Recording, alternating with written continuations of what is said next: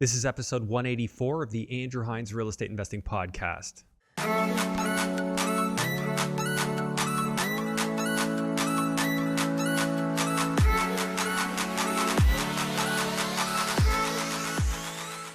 Welcome to episode 184 of the Andrew Hines Real Estate Investing Podcast. Today I have Milena Simsic on the show, and Melina is a great guest if you're looking for a pick-me-up, if you're looking for someone who can help talk you out of your own excuses. She started being a realtor just at the end of 2021, and she is already absolutely crushing it. She does a great job branding herself, a great job hustling and using systems. And that's what this episode's all about. Milena is a real estate investor as well. So we go through some of her buildings and what she's working on, what her vision is. She's a Windsor expert. So if you're interested in that market and the opportunity to maybe get a little bit more cash flow than some of our other Ontario markets that aren't north, this is an episode for you. So I'm really hoping that you will enjoy this one. I think that she was sort of a must-have guest on this show just because of how fast she's doing it and how consistently she's doing it, which I think we can all take something from.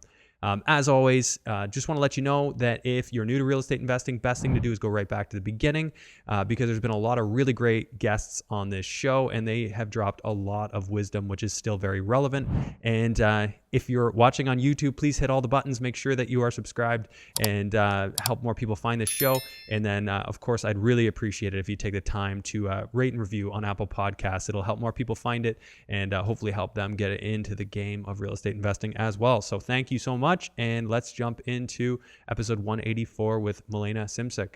Hello and welcome to the Andrew Hines Real Estate Investing Podcast. I have Milena Simsic on the show. I know there actually is another pronunciation of that because I saw you on a podcast and you said it was different. It was like Milena. It's just the Serbian version, but Milena. That's what you go with. Yeah, you got it perfect. Yeah. Okay, good. So you drove up from Windsor. Yes. Yeah. It was. It wasn't a bad drive. Only a few hours. I was expecting it to be like a lot colder here, but it's still around like 30 degrees. So yeah, scorching hot day. Yeah. Okay, so yeah, long drive. You're a Windsor presence, and I found you on social media. You had tagged me in something. You'd been listening for a while. Yes. And I noticed like you're crushing the social media game, posting reels, which I don't know. I just don't really have like the patience to do. So, it's hard to keep up with it every day. Yeah. So some really good like market updates and stuff. And I think you're building quite the following for being sort of a Windsor expert. Yeah. And thank you for like reaching out to me and letting me be on this podcast. Like it's so surreal that I'm on this because I've been listening to you for 2 years. So I'm glad like my social media, grind has gotten me over here. Yeah. So super happy to be here. Yeah. But yeah, it's definitely blown up like this past year. I started my social media end of December or November, giving, real estate investing tips. And then I got my realtor license, and now I'm kind of combining the real estate investing and the realtor thing together on my social media. So you were an investor before? Yes. Yeah, that's correct. How long have you been an investor? About 3 years. I got my first property at 23. Okay. So yeah, just like kind of diving right into it. I was a nurse before, ICU nurse in Detroit. And I got my first property 6 months into working, and that was a sixplex. So I dove right into real estate investing as soon as I started my job. Wow. Yeah. So it's been 3 years since that first property. Since then, I got a single family home that I'm converting into like a triplex. So it's going to have the basement unit and the tiny home in the back. And I'm looking at getting like a commercial mixed for my next one. So yeah. Okay. Yeah. So sixplex was the big one. Yeah. And then bring in the next one. And yes. Then now commercial, do you have something lined up? Not yet. I just started like the realtor thing about 5 months ago. So that's hilarious. Well, see, this is the thing. If only more people understood, and if only I understood, I might have done things differently when I started mortgages. But the way that you can give back with content now. Yeah. Just starting like leading with value. I can only imagine how many people reach out to you and say, okay, can you help me with with this? Yeah, people do see me as like an advisor, which is what I was kind of aiming for with the videos. Like I wanted to be the Windsor expert, and I do like I work like 60, 70 hours a week, like on my videos and my business, and making sure I'm on top of everything happening in Windsor.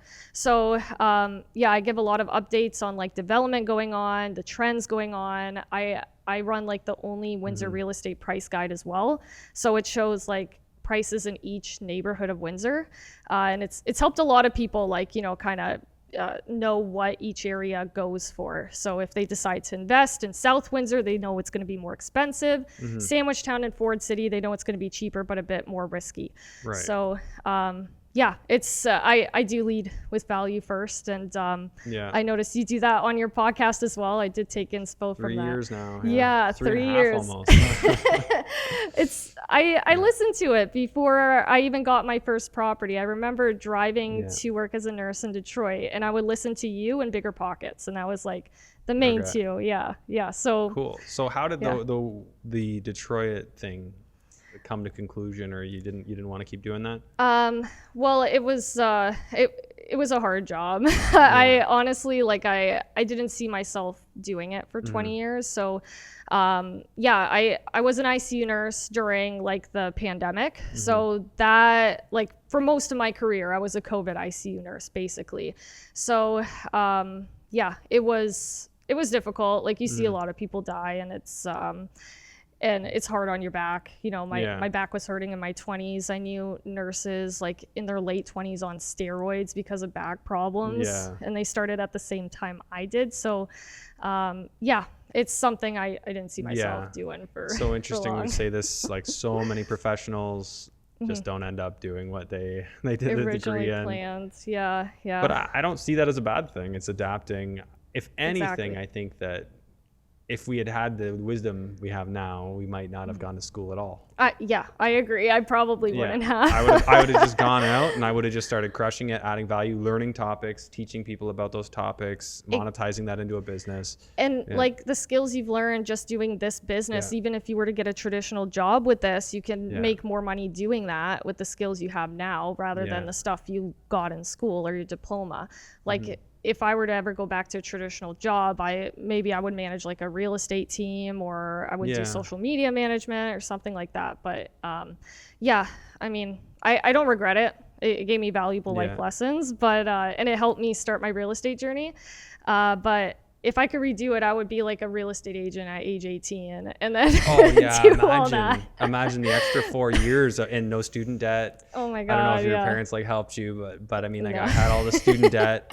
Yeah. Just not having that. I mean, I don't regret going to business school, but at the same time, they didn't teach me how to be an entrepreneur. Like, that's not on the course curriculum. Exactly. They have entrepreneurship courses, but you can't teach somebody to risk their own money and their own time. Like through a school. You gotta do it. Yeah. It's like it goes against everything that it is, like going to school. It's very institutional, right? It's like, go show up here, and now we'll line you up for one of these 5 main streams of jobs. And take one. Exactly. Take one. In your case, one stream of jobs. Yeah.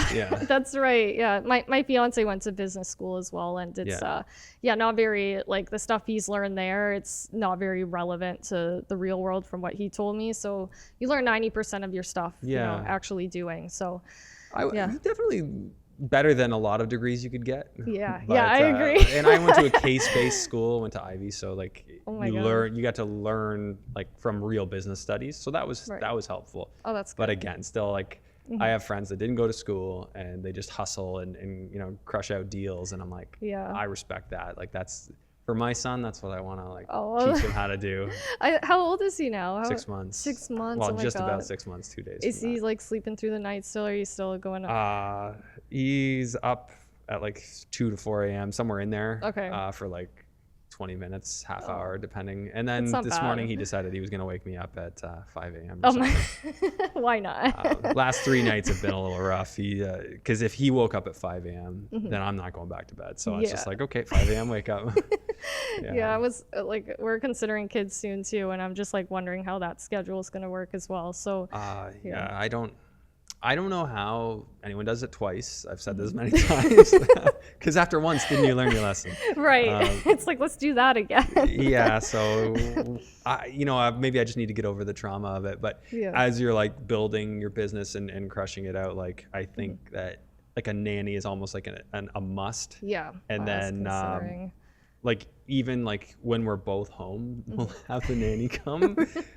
So I work from home and I can't be like, I need to focus. Yeah. And like, I know for you too, you need focus time. And I'm trying to like, I have a puppy. I can't really relate to a kid, but I kind of got like a taste of how it's like to be a kid through that, or have a kid, not be a kid. But so the puppy, like I would constantly have to watch it, and I saw my business take a hit like the first couple weeks I had, the new puppy. So it's like constant supervision, I would imagine, with the kid, and having to. Dog is training wheels for a kid. Yeah, exactly. About 1/10 of the challenge. Right, I agree, 100%. That's like the closest thing I have, closest experience. But well, you're already off to the races, right, with what your business is doing. So I think like for outside perspective, not knowing your full scope of business, like I think having a system in place for how you bring in business, how that business is handled. So if you have a team, I don't know if you're building a team or if that's on the plan. It is, I'm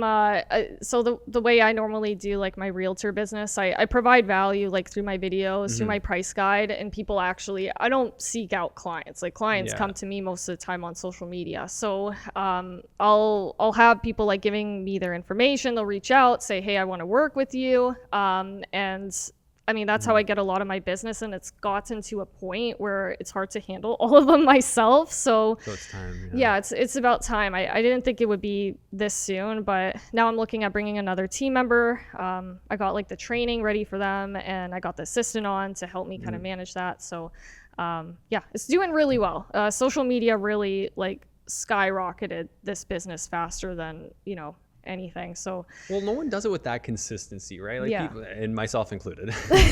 You're doing good regardless. I mean, the consistent part has been the podcast, and but the inconsistent part is in highlights and stuff like that, because those are a lot of work. And my editing team has been in flux until more recently, where I've got like a full-time guy that's doing this all the time, and that's helping. Right. But I'm curious about your schedule, because I think what are you doing? Like a reel every couple of days? Every 5 times a week. So Monday to Friday, I do a reel. A reel. Holy crap.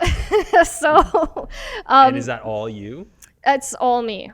So walk me through the time budgeting and the schedule that you have. I have it down to a T. So like in the before I became a realtor, I had more free time. So I don't know if you noticed, like I had those more professional videos with like the DSLR camera and the Elgato mic and all of that. So that every video there took me 2 hours. So I would do that every day at the beginning, and that skyrocketed, like got me a head start. So at the beginning, it was like 2 to 3 hours a day working on this. And now I converted to just like an iPhone and a ring light, and that cut my reel time, like the making of it in the morning, from like 3 hours to 30 minutes. So basically what happens, I make my day schedule the day before, wake up at 5:30, go to the gym, start my realtor day at 8. I like make a list of all my hot leads where I have to, get them their houses or find houses for them. From 10 to 10:30, I make my reel, and then my assistant disperses the reel on TikTok, Instagram, YouTube, and I continue like working with my leads in the morning. From 12 to 6 p.m., it's all showings. And then normally in the evening, I do offers. So that's kind of how my schedule has been. So it's literally like 5:30 in the morning to like sometimes midnight on some bad days. So I mean, if you don't have a kid or anything, and I mean, I would do the same. Like if I was in my young 20s, I would do the exact same. I guess you're mid 20s now, but that's. Why not? This is the time to do that. Exactly. Now's the time. Crush it out, get the momentum behind you, and then later on you don't have to do that. Exactly, yeah. What about your weekends? Weekends I slow down a little bit. I still work. I can't help myself. Like I like to work. So I do a few showings like on Saturdays. Sometimes I'll do one on Sunday. And then Sunday is normally my day off. Yeah, So you gotta have at least a day yeah, off, otherwise yeah, you go nuts. yeah. Yeah. It's been a little bit rough, but I know I just, it's going to be hard, and I've accepted that. Like, I just have to grind it out until I get the systems and the team in Right. place, and then from there, it'll be worth it because my team will be prepared, and I'll be able to step back a little bit. So the assistant's been a huge help. Like, I realized that. And how did that come to be? And like, was that sort of helped top down from your brokerage? No. So I got a referral from the mortgage broker I normally use. So he referred this one company. It's called Pam's Consultancy. Okay. And they're based in the Philippines. So they found an assistant for me that normally works with EXP and assigned me to her. So super easy process. They did all like the interview work and everything. So I just brought her on last month. Been super helpful with the paperwork because that would take me hours. So and the social media. So yeah, it was pretty easy to bring her on. So I don't know why I forgot about Philippines for a little while there. I didn't remember that because I had hired somebody from the Philippines to do some social stuff for me like way back when, before I was really like, I was doing real estate, but that wasn't like really the focus. And I forget who had told me that they had hired somebody. Oh yeah, it was one of my business partners. And he told me that he hired a Filipino to do a bunch of stuff for him. I'm like, wait a minute. And so then, get the ad up for the assistant, then do the video editor, and now I got the bookkeeper. That's awesome. I didn't like for bookkeeping. That's pretty good. I think you might have to give me some referrals there, like how you did that. But video editor, like that's super useful. That takes up a lot of time. So it is, and like I'm not saying it's easy. Like it's not easy to hire that way. Like there's still training involved. I think I got really fortunate so far. I mean, obviously some hard work and proper planning, and then a little bit of good luck. Right. But definitely critical. Like I can't describe the amount of relief I had having like somebody working the back end who I could just say, hey, can you work on this for me today? Right. It's those little distraction pieces. Like I'm sure like even you in your personal life, like where's the time for your personal tasks? Like where's the time to pay your own MasterCard and Visa bill and all this other stuff? Exactly. Yeah. To me, I don't want to do any of that stuff. Like, so the more I can kind of like, I kind of keep the financial control, but I try and get rid of everything else. That's good. And like the appointment setting, none of that. And then, so yeah, I don't like mine. Like this is kind of, I get to nerd out when we record and have conversations. This is fun. But, I love this. Like I was freaking out when I came in here with all these cameras and mics. I love like the road too. I geek out over video equipment. Like this is what I do. So the 3 camera setup. So Walter's going to enjoy this one. My editor, I would not, like I could do this. I could edit all this and put it all together. And it would be all right. But I mean, man, it would take me forever. I know. Yeah. It takes hours to like get all these pieces together. So I totally get it. That's why I took a step back from like the more professional videos and focused more on like I gave more content in a short amount of time. So well, it's information specific, like exactly. you're to the point. It's not necessarily that long, but doesn't need to be. Exactly. Yeah. I think that's the critical point. And you have to sit down and plan it out, right? Like, do you plan that the day of, or are you planning that like this is my topic for tomorrow and here's what I want to include? Exactly. Yeah. So the night before, I have like a half hour before I go to bed where I list out everything I have to do today, and I pick a video topic. So I'll pick the video topic, do it tomorrow morning, and I actually have like this brainstorming sort of app. Do you know Google Keep? I've heard of it. It's kind of like Trello, isn't it? It's kind of, They have like sticky notes everywhere. So any video idea I get, I pull out my phone and I put it in this app. So if I ever like run out of inspiration, I go to Google Keep and I look through like the dozens or hundreds at this point of video ideas I put in there, choose one, refine it, and then get it ready for tomorrow. So it was more like, that's like one system I have going right now for that video, because it's hard to come up with ideas sometimes. Like it could every be single day. Yeah. Well, inspiration strikes at funny times, you know what I mean? Like I used to focus a lot of energy on writing songs, and like melodies and stuff would come to me in the middle of the night. Right. So I heard one of these musicians say, have a voice recorder near your bed so you can hum the tune into it. You know what? I remember watching like one of your first podcast episodes, and I remember you mentioned you were a musician. So you had like like you were very familiar with the equipment for the podcast because of that. But yeah, but sorry, to go back on topic, the recording thing I actually use for ideas near my bed. I have another app. I think it's called Brain Dump, and it's like a couple bucks on the App Store. You talk into it, and it transcribes it and sends the idea to your email. So you can, Because that's what I do to my assistant. Right. And I feel bad because I'm like waking her up in the middle of the night. Oh my gosh, that's cruel. That's funny. But no, I tell her, I'm like, turn off your phone at night or silence me because I'm going to wake you up. I do the same thing with her. It's like with mine too. They're nice for, accepting outside of work hours. Yeah, exactly. But you don't want to like abuse it. So yeah, I do voice memos. That's big for me. I'm just like, hey, can you go into this inbox? Can you find this? Can you do this? Right.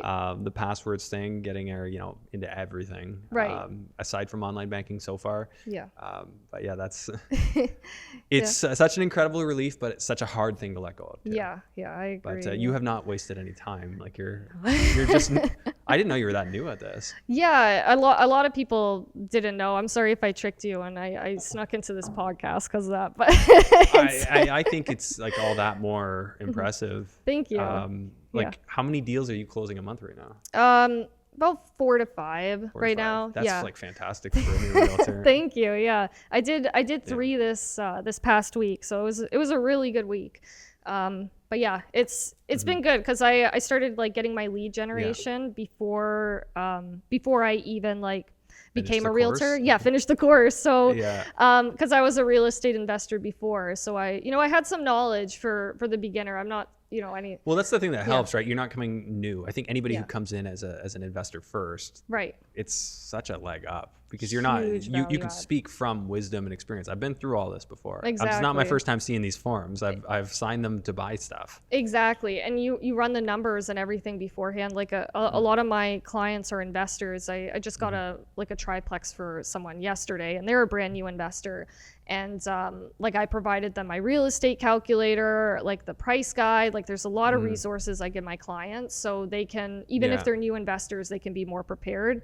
Just like having that advisor as a realtor is super helpful for your first property. And my first property with the sixplex, do you know Aditya Soma? Yeah, he was on Zoom. We did a Zoom interview. Yeah, I saw episode like 144, I think it was. I remember better than I geek out on your podcast, but yeah, he was my realtor for my first one. So it's a huge help to have like that investor perspective when you're buying like a multifamily from a realtor. So for sure. Yeah. I mean that would be your appeal, right? The niche would be investors, right? From a real estate standpoint as a realtor, right? Homeowners are hard. They're harder, right? I think there's an entirely different approach. Not to say that you wouldn't attract some homeowner buyers with your posts on social. I feel like you would. I do. There are a lot of homeowner buyers, but you can definitely see like the different mentality from investors to homeowners, because the homeowners, they're concerned about, the granite countertops or, it's everything looking pretty, the paint chips and all that, right? And the investors, they love that sort of stuff with the lipstick renovations. So it's like a completely different approach.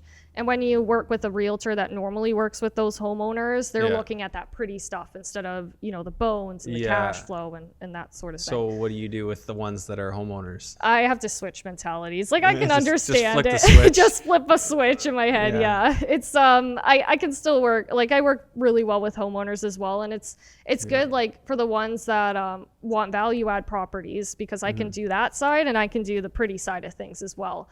Or I can show them the potential of a home. You can make this look pretty for $10K and get it for like $50K less, right? So, is that a concern? Like I know as an investor, like we're always thinking, how our margins look. Are we gonna have built-in equity? Are we gonna be able to BRRRR that property? Yeah, that's right. Is it?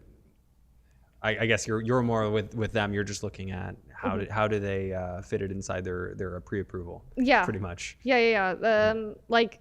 I take the pre-approval into consideration for their budget as well.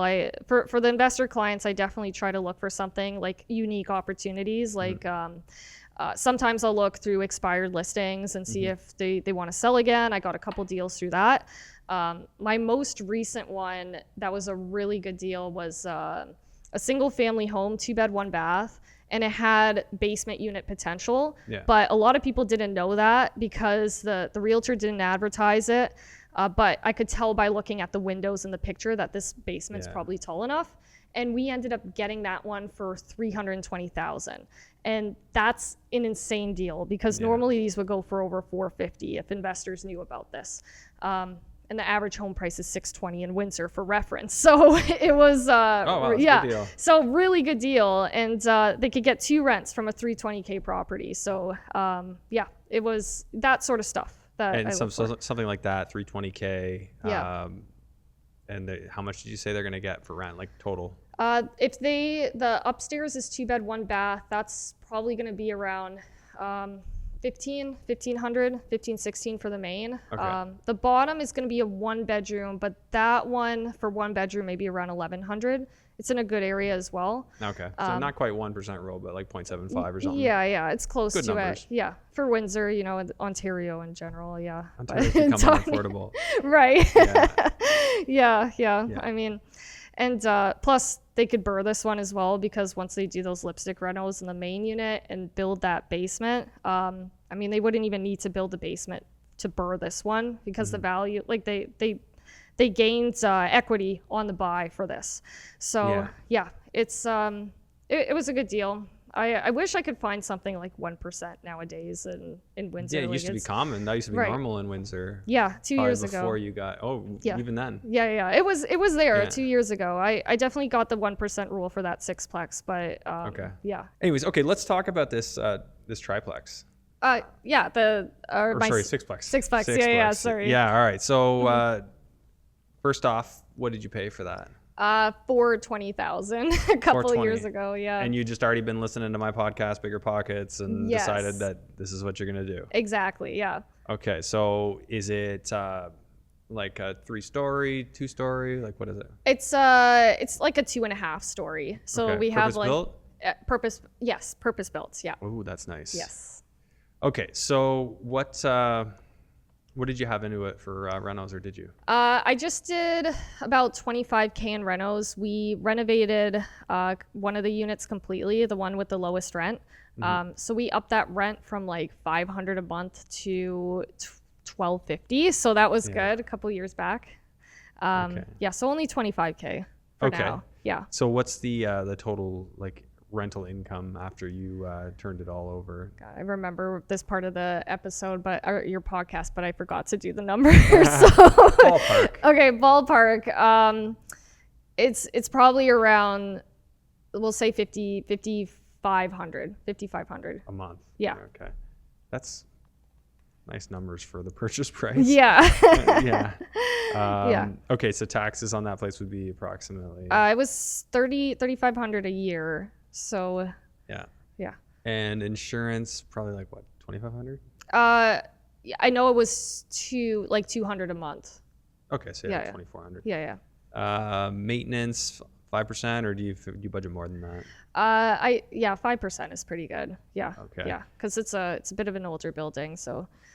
And then utilities, do you pay anything? We do. So some of the tenants pay hydro, some pay water. I know it totals to like $700 a month. We pay for all the water. Okay, unfortunately. so $700 is like all your utilities all every month? Of it. Yes. Yeah. Okay. Yeah. So not cheap on utilities, but you make good rental income. Right. Okay, and then management, are you self-managing? Self-managing, yeah. Okay, so I'll leave like 1% for like your costs. Perfect. If there are any. And then landscaping, snow removal, any of that? I just hire it out, maybe $50 a month, so $600 a year. Why does everybody get such great deals on landscaping? You get cheap people in the neighborhood to do it, so. There you go. Yeah. Somebody with a snowplow on their car. Exactly. Okay, so did you get it refied? Not yet, but I'm working on it right now. Yeah, it seems like there's probably some equity in that. Yeah, it's worth around a mil now for sure. And you're in for $445 on it, basically. $440, yeah, basically, yep. Yeah, because you bought for $420, $25K in. Right. Okay, so your mortgage is how much? It's pretty cheap, $1,400 a month. Did you do like 80% financing when you bought it? We did 85%. Yeah, so we put 15% down. We were able to get a residential mortgage on this one. Yeah. Okay. Yeah. So, yeah, it's like 1.4% fixed rate. It was insane Man, deal. wow. Yeah. That's not bad. Yeah. So let's see. 1.4. So you're, let's see, like 1,200 or 1,100 or something like that. For net every month. Yeah, like for your mortgage payment. Oh, it's 1,400 a month. 1,400 Yeah, a month? around there. Did you do a 25-year AM or a 30. 30? 30. Why Yeah. are my numbers different? I don't know. Maybe I got some of the interest rates wrong or something. Yeah. Yeah. I just know they pull like 13 or 14 out every month. Taxes included in that or no? You mean property tax? Do they take it with the mortgage payment or no? No. I do taxes like 6 months. Separate. Yeah, exactly. Okay. Yeah. Okay, well, let's say we're in the ballpark. You're around 2,500 cash flow on that Yeah, thing? around. Windsor, man. And I'm trying to get it higher too. We're looking at building a 7th unit. We could build a 2-bedroom in the loft over there. So we're hoping to and a couple tenant turnovers as well. So hopefully we can get around 4,500 net after doing all of that. So that was an insane deal. Like that was something I jumped on as soon as I saw. So yeah. That's great. And as far as area goes, is this in like a good area or not? It's B-, so like typical. It's Walkerville area, but like slightly rougher part of Walkerville, because typical Walkerville is B+, and then you have that. But good rental area, not any issues. Are these your rankings? Yeah, they are. Everyone has it's a subjective thing, right? Like I do like A to F. So yeah, if that helps, I don't know. A to F. Okay, so there's quite the range. Yeah. Is there an F area in Windsor? No, God, I worked in Detroit. There's some Fs there. That's kind of what I compare it to, like war zone for F, and then A is like South Windsor, like kind of bougier areas. That's my range there. So yeah, B- is my sweet spot. B+, B-. So when you were working, I guess like when you were working in Windsor, you had to file the U.S. tax returns and had like a U.S. work visa and everything? Yeah, so I worked on a TN visa, so pretty easy to get if you're a Canadian citizen. If you're a software engineer, nurse, doctor, just takes a couple months to get, and you can work cross-border. So there's thousands of cross-border workers in Windsor right now making like double the wage in the U.S. and living in Canada spending U.S. money. So that's pretty all right. So you just got a bank account over there and then transfer the money back. That's right. That probably helped you with the down payment for the. Oh my God.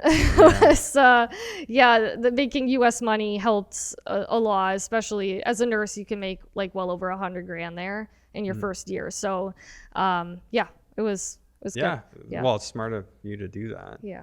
But like you said, probably a grind. It was. Especially waiting at the border and stuff. And Yeah. But I listened to your podcast on the way there and back, so there's some education in there at least. Yeah. So it helps. Yeah. Yeah. Oh, that's good. Yeah. So you quit. How long ago was it now?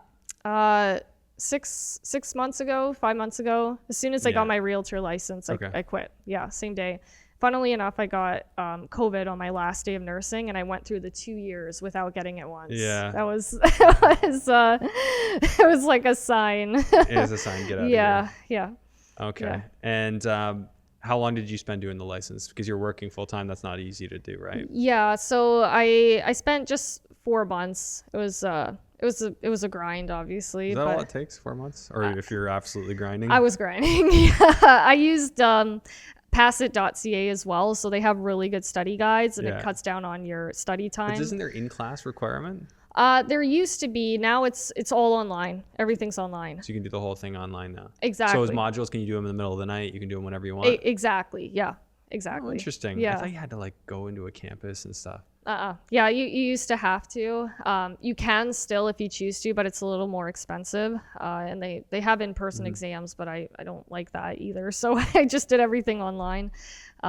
Yeah, it's fast if you grind it out. It typically takes people 6 months to a year if they're kind of passively doing it. But I wanted to get it as soon as possible. So how many hours were you doing on that? Maybe 10 to 20 a week. Around 10 there. to 20 plus working 40 yeah. some odd. Yeah. Okay. Yeah, around there. But that's my normal schedule now, working the 60. Yeah. Well, hey man, if you enjoy your work. I do. Yeah, I love this. Why not? Exactly. Enjoy working full time. Yes. 60 hours. Yes. Grinding Yeah. it out. Don't have a life, just working. I mean, But, I'm well, there's yeah. obviously a reason to work so hard. So Right. what's the goal for you? Well, like everything started from when I started nursing. I'm like, I'm gonna have kids one day, and I don't want to work, so hard as a nurse, break my back, and then have to, come back to the kids and not have time for them and be tired and miserable and all that. So, did it turn off again? It did. Oh, but sorry. We're just gonna deal. It's okay. Yeah.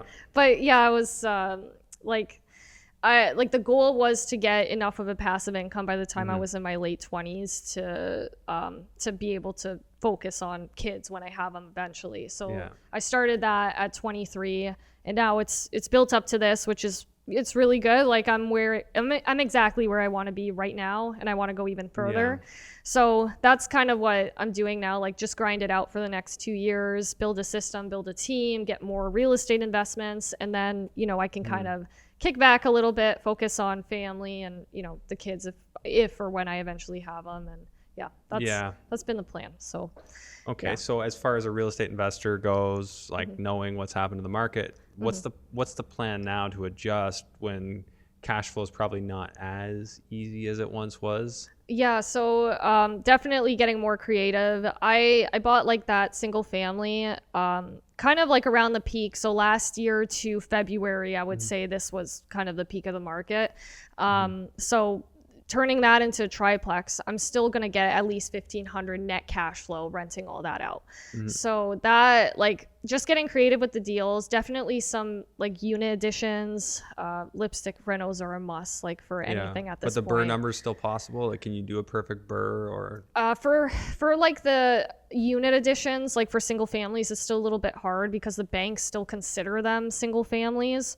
So like they don't consider it a duplex, and sometimes they don't add value to the property if you get like a basement unit there. So I've heard. Which bank is not giving you credit for that? If it's legal. I heard this like from many other investors. Yeah. I haven't tried it yet because I'm still like in the process, but this is what I've heard. I don't know what. You should be able to do it. Yeah. You should be able to, as long as it's legally done, the bank should recognize it. I hope so. I heard like National Bank is like for it or something, but I mean, if it's effectively a duplex in their eyes, right? 2 legal units. Right. If the appraiser knows what they're doing, they'll comment as much and give like an estimated market rent of the extra unit. Well, the thing is, it's like it's not officially like a duplex. It's a single family with an ADU, a convert. Exactly. Yeah, so, but that's effectively looked at the same, right? Duplex is more like a municipal terminology. Okay. That they'll use. You should be able to get that looked at. I'll try. Like I'll definitely try. This is just what I've heard from other investors. I haven't gone to a bank yet and asked them, but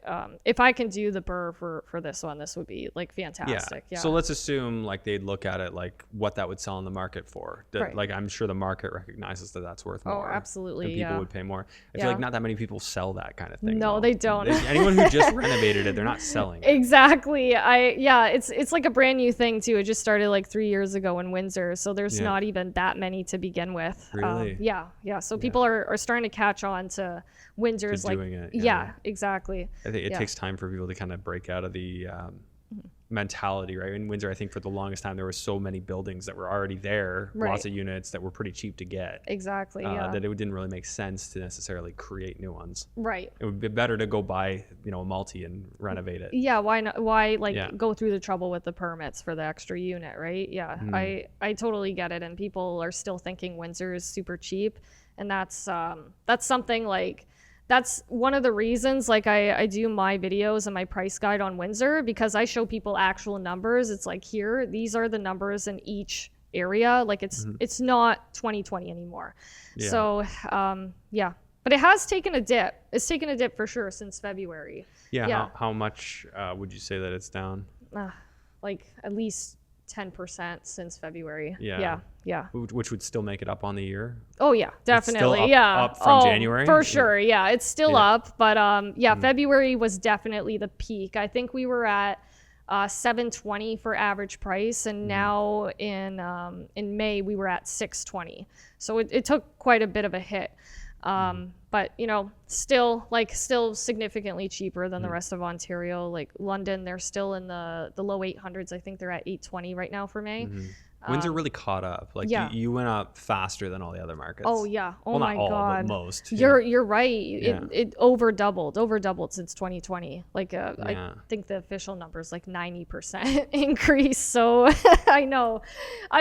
Honestly, I'm not liking it that much either, because like it's harder to get those investments now, but there's still ways to cash flow. There's still ways to make money. You just have to do more work. Well, So, there always are. Yeah. So I guess it just depends on, the vision you have. Is it worth it to you to put the effort in there, or does it make more sense for you to focus elsewhere? I feel like you're all Windsor. So yeah.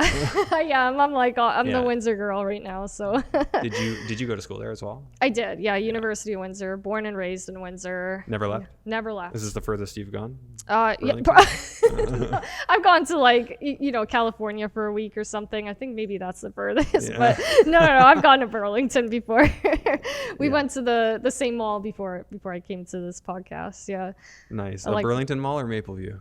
Burlington Mall. I went to the Winners there. I really like Winners. It's my thing. So All right, there you go. Yeah. yeah. So I haven't been in a while, so really, maybe I'll have to check it out. I think it's like my hobby at this point. I love Winners. It's yeah. Sorry to go off topic, but that's, that's my thing. I feel like you and my wife would get along Yeah. for like some fashion things. I mean, she doesn't like Winners, but I mean, Oh, no. I feel like she'd appreciate your Probably style. HomeSense or something. Yeah. Yeah, Yeah. maybe.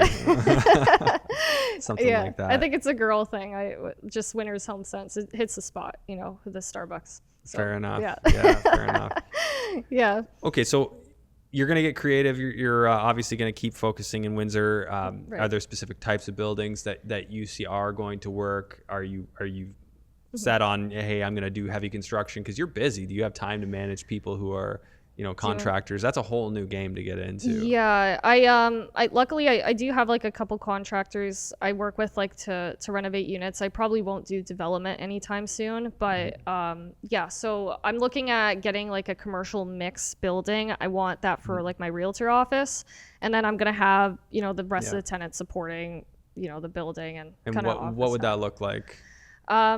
Well, I have this vision like near my house right now. I want like two units storefront, one of mine, to be like that realtor office there, and then 2 to 3 units upstairs as residential. Okay. So brick building. That's my And you'd vision. have to would that be $1 million? Like, how much are you paying for something like that? It would depend on the quality. The area I'm looking at, it's probably going to be at least 600. Like ideally I would want something with low rent, since it is commercial, so you can get it for a better price that way.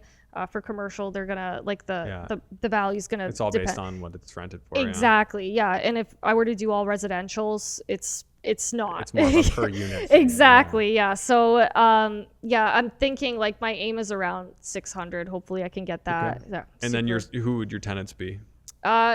B plus to B minus tenants, just working. So we're talking like 6 commercial units is something like that's what you're looking for? No. So like a mixed commercial. So I want It some could be- residential. Oh, in so there. some residential, some commercial. Okay. Exactly. Yeah. Gotcha. Exactly. So yeah, just yeah. one commercial unit, Exactly. and then you're gonna have like say 3 tenants upstairs or something. Exactly. Yeah, that's Okay. what I'm looking for. I can picture that on like a downtown street or something. Right. Yeah. Yeah. Okay, so if you get that, then in your commercial office, is it just you, or are you gonna have like your team built there? The team, ideally. So Yeah. I'm looking at bringing team members on this year for sure, because I'm getting all these leads coming in. You probably have people reach out to you from this podcast. Yes. I would assume there's somebody who's getting their license who's in Windsor that's going to be into that. I would imagine like this will get a lot of attention. So for sure, if anybody's looking to be a realtor in Windsor and want to join my team, please reach out. I got a few people that have reached out to me and asked already. So I'm kind of working through them, and we'll see. Yeah.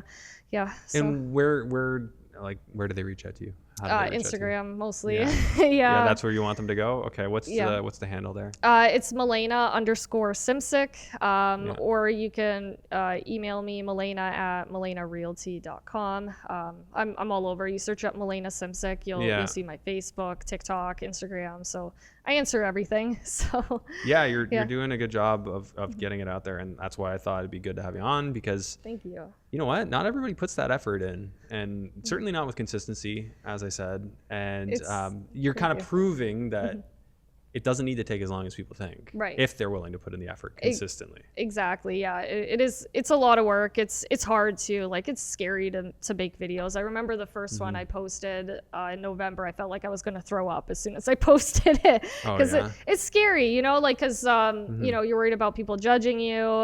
Is this going to work? Is it not going to get, you know, any attention? That's you know, why most people quit. Exactly. Yeah. So that's the thing. Like, you do the thing that people don't want to do, and you get the most results. So yeah. the thing that people shrink from, right? Exactly. Because in today's day and age, it's no secret that people shrink from anything that's hard work. Yes. Or there's like nervousness associated, pain associated. People don't want to do that. Exactly. Yeah. So if you can do those things when others run from them, right. well, there you go. So exactly. Yeah. Well, awesome. Is there anything that you wanted to cover that I haven't asked you? Gosh, we ran through a lot. I feel like I went through my whole life story. Yeah. Yeah. I mean, I guess, like, if anybody wants, like, any Windsor advice, just reach out to me on social media. Sure. If you want my Windsor price guide, I have it for free on my Instagram. So all my resources are free. So yeah, I guess Cool. that's like. Well, yeah, it's a good model. That's I mean, I've long debated, you know, should I get the license? Shouldn't I? You should. Yeah. I feel like there's such a good argument for why I should. But I've just never really had the time to kind of focus on something like that. Yeah. However, as I get better at delegating, I'm starting to see some of my time come back. So my son takes most of it, but that's a good thing. That's a good thing. That's a good thing. Yeah, we'll leave that there for now, and and then maybe in the future I'll add something else to my plate. So yeah.